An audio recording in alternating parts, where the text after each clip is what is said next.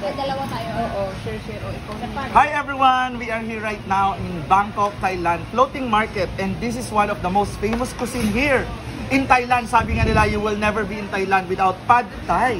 And sabi nila, Pad Thai is a stir-fried rice with noodles, commonly served as a street food in Thailand of the country's cuisine. Typically, meron siyang rice noodles, meron siyang hipon, ayan, no, shrimp, and of course, peanuts, scrambled egg, and bean sprouts.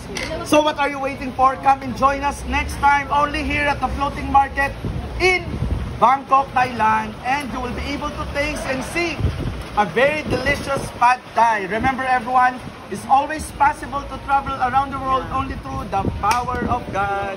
Bye! See you! Yan. Kaway-kaway! Ayun. Kaway-kaway! Kumakain ng Pad Thai!